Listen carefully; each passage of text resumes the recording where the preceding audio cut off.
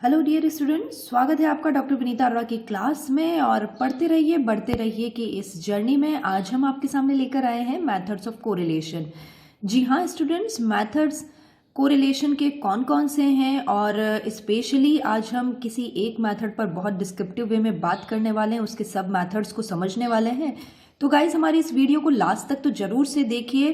तो शुरू करते हैं आज की हमारी ई क्लास, लेकिन उससे पहले गाइज हमारे इससे पहले का वीडियो कोरिलेशन एंड इंट्रोडक्शन को आप जरूर से गो थ्रू करें, एक कंसेप्ट को आप अच्छे से समझिए, उसके बाद हम न्यूमेरिकल पोर्शन पर आएंगे। तो आज की क्लास के लिए बात करते हैं मेथड्स ऑफ कोरिलेशन की। गाइज मेथड ऑफ कोरिलेशन क्या है? कुल मिलाकर 3 मेथड्स हैं स्पेशली जो हमें एग्जामिनेशन पॉइंट ऑफ व्यू से इंपॉर्टेंट है और जिन्हें हमें पढ़ना भी है। ये 3 मेथड कुछ इस तरह से हैं।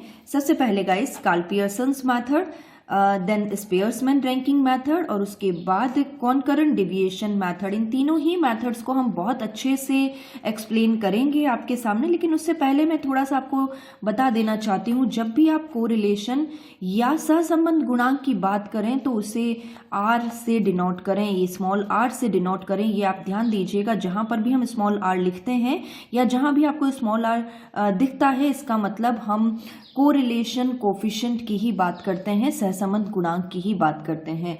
तो गाइस आज हम बात करने वाले हैं कार्ल पियर्सन मेथड की। कार्ल पियर्सन मेथड को हम थोड़ा डिस्क्राइब्ड वे में समझेंगे। सबसे पहले कार्ल पियर्सन मेथड कहाँ यूज में लिया जाता है? देखिए, ये मेथड वहां यूज में लिया जाएगा जहां पर डेटा न्यूमेरिकल हो। अब आप कहेंगे न्यूमेरिकल डेटा तो हर जगह होगा, because you all know statistics simply the numbers में ही स्टैटिस्टिक्स होता है। तो जब न्यूमेरिकल डेटा की बात आती है तो मेरा मतलब यहाँ ऐसा है कि जिन डेटास को हम न्यूमेरिकल वे में एक्सप्रेस कर सकते हैं, जैसे कि हम बात करें वेट की, ऑफ कोर्स इनके जो रिजल्ट्स रहेंगे या जो इनपुट रहेगा वो न्यूमेरिक में ही होगा। इसी तरह से मार्क्स की बात करें, ये भी नंबर्स में होने वाले हैं। इसी तरह से हाइट्स की बात करें, ये कुछ ऐसे सिंपल एग्जांपल्स हैं जो कि हम इन्हें न्यूमेरिकल वे में ही एक्सप्रेस करेंगे। तो गाइज ये सारी चीज़ें जहाँ पर होंगी, जहाँ डेटा को हम न्यूमेरिकल वे में एक्सप्रेस कर सकते हैं, यानी हम क्वांटिटेटिव डेटा की बात करें, तो वहाँ कार्ल पियर्सन मेथड का ही यूज होना चाहिए। नाउ लिमिट्स की बात करें, देखिए कोरिलेशन की जो सिंपल लिमिट होती है वो +1 to -1 होती है। It is the most important question. देखिए इससे पहले जब हमने डिग्रीज ऑफ कोरिलेशन की बात की थी तो उसमें भी हमने देखा था कि +1 से -1 के बीच में ही हमारी कंप्लीट डिग्री थी, यानी 0 से +1, 0 से -1। तो ऐसी कंडीशन में हमारा जो कोरिलेशन जो लिमिट है कोरिलेशन कोफिशिएंट की, वो भी +1 से -1 के बीच में ही होना चाहिए। गाइस ध्यान दीजिएगा, यदि आप कैलकुलेशन करें और आपके आंसर इस लिमिट के बीच में ना आए, दैट मीन्स आपका कैलकुलेशन रॉन्ग है। एक बार फिर से आप उसे अच्छे से चेक कर लीजिएगा। नाउ जल्दी से बात कर लेते हैं इन मेथड्स की जो हम कार्ल पियर्सन मेथड में पढ़ने वाले हैं। देखिए कार्ल पियर्सन मेथड के सब मेथड्स हम 3 तरीके से सॉल्व कर सकते हैं और तीनों ही तरीके से आंसर सेम ही रहने वाला है। सबसे पहले डायरेक्ट मेथड, शॉर्टकट मेथड और प्रोडक्ट मोमेंट कोरिलेशन मेथड। देखिए डायरेक्ट मेथड में होता क्या है, यहाँ हम ओरिजिनल मीन से डेविएशंस कैलकुलेट करते हैं, एज सिंपल एज दैट, जो कि हम आज तक करते आए हैं। शॉर्टकट मेथड में आप अच्छे से जानते हैं, हम अज्यूम मीन लेंगे और उस अज्यूम मीन की सहायता से हम यहाँ डेविएशन कैलकुलेट करेंगे। बट गाइज हमेशा की तरह शॉर्टकट मेथड के फॉर्मूलेज लंबे होंगे और डायरेक्ट मेथड के छोटे होंगे। तो मैं हमेशा आपको सजेस्ट करती हूँ कि डायरेक्ट मेथड से ही काम करें। देन थर्ड, आज आपको प्रोडक्ट मोमेंट मेथड की भी बात मैं कर लेती हूँ। जब हम ओरिजिनल फिगर से कैलकुलेशन करते हैं, यानी कोई डेविएशन ही ना लें, किसी तरह का कोई विचलन ही ना लें और डायरेक्टली हम कैलकुलेशन करें, तो ये प्रोडक्ट मोमेंट मेथड कहलाता है। तो गाइज आज हम बात करने वाले हैं सिंपली डायरेक्ट मेथड पर कि प्रत्यक्ष विधि की सहायता से कैसे आज कार्ल पियर्सन का मेथड कैलकुलेट किया जाएगा। तो गाइज देखते हैं आज के डायरेक्ट मेथड को। डायरेक्ट मेथड में किस तरह से कैलकुलेशन किया जा रहा है ये मैंने आपको बता ही दिया है कि हम डायरेक्ट मेथड में ओरिजिनल मीन से कैलकुलेशन करते हैं तो ये सिंपली आपको ओरिजिनल मीन निकालना आना चाहिए कि x बार कैसे कैलकुलेट होता है। तो यहाँ पर मैं आपको बता देना चाहती हूँ कि हमारा सबसे फर्स्ट स्टेप ही यही बनता है कि यदि आपको डायरेक्ट मेथड से कैलकुलेशन करना है तो आपको सबसे पहले कैलकुलेट करना होगा x bar and guys y बार। ये y बार क्या है? जो हम y सीरीज के लिए मीन कैलकुलेट करते हैं उसे हम y बार से डिनोट करें। आप कंफ्यूज मत होइए, मेथड वही रहेगा। मैं आपको फॉर्मूले यहाँ पर थोड़ा सा बता देती हूँ। x बार के लिए आपका formula sigma x upon n होगा, x सीरीज का टोटल। इसी तरह से y बार के लिए आपके पास फॉर्मूला रहेगा sigma y upon n, simple. तो इस तरह से x बार और y बार आप कैलकुलेट करें। नाउ अब आप डिविएशंस कैलकुलेट कर लीजिए। देखिए डिविएशंस क्या है, ये हम वही फॉर्मूला x माइनस एक्स बार, और यदि deviation of y series calculate करें तो ये होगा y माइनस वाई बार। ध्यान दीजिएगा, x बार y बार कैलकुलेट करें एंड देन डिविएशंस कैलकुलेट करें। बहुत सिंपल स्टेप्स में मैं आपको बता रही हूँ। देन जो डिविएशंस आपने कैलकुलेट किए हैं उनका स्क्वायर निकाल लीजिए गाइज, dx स्क्वायर और dy स्क्वायर। ये स्क्वायर्स निकालने के बाद एक काम आपको और करना है, क्योंकि यहाँ बाइवेरिएट एनालिसिस है तो ऐसी कंडीशन में हमें दोनों ही वेरिएबल का गुणा करना होगा। जो dx आपने कैलकुलेट किया है उसे dy से गुणा कर लीजिए और इस तरह से dx dy।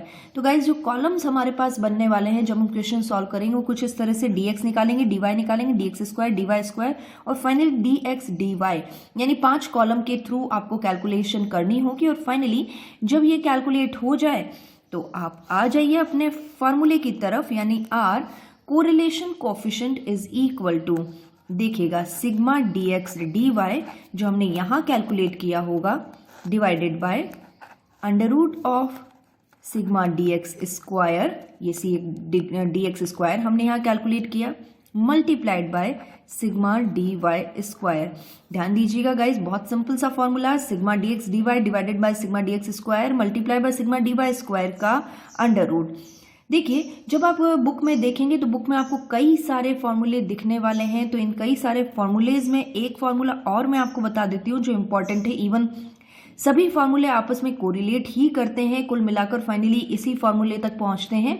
लेकिन फिर भी मैं आपको बता दूं एक फॉर्मूला और आप ध्यान रख सकते हैं, sigma dx dy divided bye n multiply by standard deviation x standard deviation y। देखिए इस फॉर्मूले के लिए आपको स्टैंडर्ड डिविएशन कैलकुलेट करना आना चाहिए, इसीलिए मैंने आपको सिंपलेस्ट फॉर्मूला आपको दिया है कि आप इस सिंपलेस्ट फॉर्मूले के साथ काम करें। लेकिन यदि इस तरह का फॉर्मूला यदि आप कैलकुलेट कर रहे हैं तो इसमें मैं आपको एक स्टैंडर्ड डिविएशन x कैसे कैलकुलेट करते हैं वैसे हम ये कैलकुलेट करना आप बता चुके हैं, लेकिन एक बार फिर से आपको एक सिंपल रिकॉल दे देती हूँ। Sigma dx square upon n का under root standard deviation x होगा, याद कीजिएगा हमारा DSMR वाला फॉर्मूला। इसी तरह से सिग्मा स्टैंडर्ड डिविएशन y की बात करें तो sigma dx dy square upon n का under root standard deviation y बनेगा। इसकी सहायता से यानी आप ये कैलकुलेट करने के बाद थोड़ा सा स्टैंडर्ड डिविएशन पर आइए और फिर फाइनली इस फॉर्मूले को यूज़ लीजिए। तो जब इस फॉर्मूले को यूज़ लेना है तो हमें एक स्टेप और बढ़ाना होगा, स्टैंडर्ड डिविएशन कैलकुलेट करना होगा, और यहाँ पर हम डायरेक्टली ये चीज़ कर रहे हैं। तो आई सजेस्ट ऑलवेज कि ये वाला फॉर्मूला आप यूज़ में लें। तो गाइस इस तरह से आपने देखा कि डायरेक्ट मेथड में ओरिजिनल मीन की सहायता से कैसे काम किया जाता है। नाउ कार्ल पियर्सन मेथड के आज शॉर्टकट मेथड की भी बात कर लेते हैं।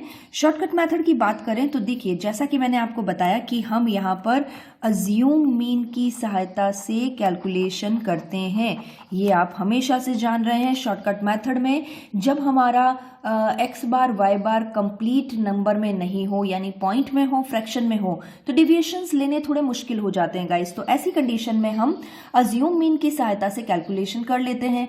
कैलकुलेशन तो आसान हो जाएगा लेकिन फॉर्मूला थोड़ा बड़ा हो जाएगा। लेकिन देखते हैं किस तरह से कैलकुलेशंस होंगे। सबसे पहले आप x सीरीज के लिए अज्यूम मीन डिटरमाइन करें और साथ ही y सीरीज के लिए भी अज्यूम मीन डिटरमाइन कर लें। अज्यूम मीन को डिटरमाइन करने का हमारा वही पुराना वाला क्राइटेरिया कि हमारी सीरीज में से कोई एक संख्या आप उठा लें, वो ज़्यादा ठीक रहेगी।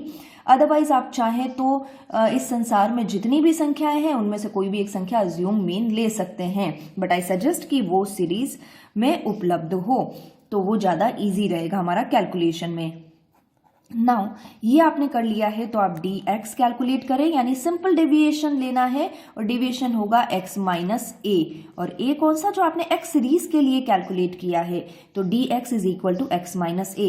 यहाँ पर मैं आपको सजेस्ट करना चाहूँगी कि साथ साथ में इनका टोटल भी करते जाइए, क्योंकि हमें टोटल रिक्वायर्ड होगा। नाउ इसी तरह से dy कैलकुलेट करते हैं, deviation of y series, it is the y minus a, यानी ए सीरीज वाई सीरीज के लिए जो आपने अज्यूम मीन कैलकुलेट किया है वो देख लेते हैं और इस सीरीज का टोटल कर लेते हैं। नाउ जो थर्ड कॉलम आपका बनेगा उसमें आपको dx के स्क्वायर्स कर लेने होंगे, और साथ ही में जब dx के सारी dx के स्क्वायर्स हो जाएं तो उनका टोटल और कर लीजिएगा, सिग्मा dx स्क्वायर, क्योंकि यही हमें रिक्वायर्ड होने वाला है। और इसी तरह से dy स्क्वायर्स कैलकुलेट कर ले और उनका टोटल कर ले, sigma dy square. Finally guys, क्योंकि बाईवेरिएट है तो हमें इनका मल्टीप्लिकेशन तो चाहिए ही, dx और dy का मल्टीप्लिकेशन कर लीजिए, जो बनेगा dx dy, और फाइनली इस dx dy का भी टोटल कर लीजिए, तो sigma dx dy। Again guys वही 5 कॉलम्स में आपको कैलकुलेशन करनी है, dx कैलकुलेट करें, dy कैलकुलेट करें, dx स्क्वायर कैलकुलेट करें, dy स्क्वायर कैलकुलेट करें और सिग्मा dx dy कैलकुलेट करें। ऊपर भी हमारी यही 5 स्टेप्स थी, लेकिन यहाँ पर जो मीन था, यहाँ जो हमारा डेविएशन था वो ओरिजिनल मीन से था, लेकिन यहाँ जो हमारा डेविएशन है वो अज्यूम मीन से है, तो बस यही फर्क है। और साथ ही में फॉर्मूला जरूर हमारा साथ चेंज होगा। तो सिंपली अब यदि ये कैलकुलेशन हो गई है तो अब फॉर्मूले पर आ जाइए और होल्ड योर बीट, क्योंकि यहाँ पर अब हमारा जो फॉर्मूला है थोड़ा बड़ा है, लेकिन आप प्रैक्टिस करेंगे तो आप इसे आसानी से समझ जाएंगे और लर्न भी कर लेंगे। तो गाइस फॉर्मूला कुछ इस तरह का, न्यूमरेटर के रूप में n multiply by sigma dx dy minus sigma dx multiply by sigma dy, ये सभी हम ऊपर कैलकुलेट कर चुके हैं। और इसके डिनोमिनेटर के रूप में जो हम वैल्यू रखेंगे वो कुछ इस तरह से देखिएगा, n multiply by sigma dx square minus sigma dx का whole square, then bracket close, again next bracket, ये x सीरीज के लिए हुआ है, सेम वही y सीरीज के लिए भी कर लीजिए, n multiply by sigma dy square minus sigma dy का होल स्क्वायर। और नाउ अब इसे बंद कर लेते हैं। तो गाइस कुछ इस तरह का फॉर्मूला हमारे पास बना है, n multiply by sigma dx dy minus sigma dx multiply by sigma dy square, और हर के रूप में, डिनोमिनेटर के रूप में n multiply by sigma dx square minus sigma dx का होल स्क्वायर, ये x सीरीज के लिए हुआ, y सीरीज के लिए n multiply by sigma dy का स्क्वायर माइनस dy का होल स्क्वायर, और उसका अंडर रूट कर दिया जाए तो हम फाइनली r तक पहुंच जाएंगे, यानी हम कोरिलेशन कोफिशिएंट तक पहुंच जाएंगे। तो ये था हमारा shortcut method. Guys product moment correlation को हम कैसे छोड़ सकते हैं, ये तो बहुत सिंपल है। और यहाँ पर जैसा कि मैंने आपको बताया कि ये ओरिजिनल डेटा पर काम करता है, ओरिजिनल डेटा पर काम करता है तो बहुत सिंपल चीज़ हो जाती है। लेकिन यहाँ पर मैं आपको बता दूँ, कोई डेविएशन लेने की रिक्वायरमेंट नहीं है, किसी तरह का कोई प्लस माइनस नहीं करना है। लेकिन ध्यान दीजिएगा, ये मेथड आप तभी यूज़ में लें जब आपकी संख्याएं बहुत छोटी हो, जैसे 2, 4 विदिन 10 के अंदर हो, जिनको आसानी से आप काम कर सकते हैं। ये मेरा सजेशन है। अदरवाइज यदि बड़ी संख्या में भी आप ये मेथड यूज़ में लेना चाहते हैं तो कैलकुलेशन थोड़ा सा, फिगर्स थोड़े से आपके बड़े रहेंगे, लेकिन आंसर सेम रहने वाला है। तो कोई इशू नहीं है, समझ लेते हैं इस मेथड को भी। देखिए इसके लिए जो आपके पास x सीरीज अवेलेबल है उस x सीरीज का सिग्मा कर दीजिए, जो y सीरीज अवेलेबल है उस y सीरीज का सिग्मा कर लीजिए। नाउ देन जो x सीरीज का स्क्वायर कर लीजिए और इसको समेशन सिग्मा x स्क्वायर कर लें, जो y सीरीज है उसका स्क्वायर कर लीजिए और सिग्मा y स्क्वायर बना दीजिए। फाइनली x और y का मल्टीप्लाई कर दें। इसीलिए मैंने आपको कहा था यदि संख्याएं छोटी है तो ही ये मेथड प्रीफर कीजिएगा, क्योंकि x और y को मल्टीप्लाई करके बहुत बड़ी बड़ी संख्याएं निकल जाती है। फाइनली हम सिग्मा x y बना देंगे। देखिए गाइस बहुत सिंपल से कैलकुलेशन है, बट फॉर्मूला बड़ा है। और फॉर्मूला, लेकिन यदि आपको शॉर्टकट मेथड का फॉर्मूला याद है तो आप इसका भी फॉर्मूला बना सकते हैं। ये बिल्कुल इसको रिजेंबल करता है। देखिए डेविएशन हटा दीजिए, बाकी बिल्कुल वही n multiply by sigma x y minus sigma x multiplied by sigma y. Now under root में ले जाइए इसे, और यहाँ पर अब हम फॉर्मूला लिखेंगे n multiply by sigma x square minus sigma x का whole square under bracket close. Then y series के लिए n multiply by sigma y square minus sigma y का होल स्क्वायर। देखिए बिल्कुल फॉर्मूला हमारा उसकी तरह ही है जो शॉर्टकट मेथड में यूज में लिया था, बस यहाँ पर हमने डेविएशंस को हटा दिए हैं। तो गाइस इस तरह से आज हमने सीखा कि कैलकुलेशन मेथड में डायरेक्ट मेथड से, शॉर्टकट मेथड से और प्रेडिक्ट मोमेंट कोरिलेशन मेथड से कैलकुलेशन किए जाते हैं किस तरह से। तो गाइस हमारे वीडियो को पसंद किया जा रहा है आपके द्वारा, थैंक यू सो मच। हमारे वीडियो को और पसंद कीजिए, शेयर कीजिए और हमारे चैनल को सब्सक्राइब करना तो बिल्कुल भी मत भूलिए। Thank you guys, thank you so much.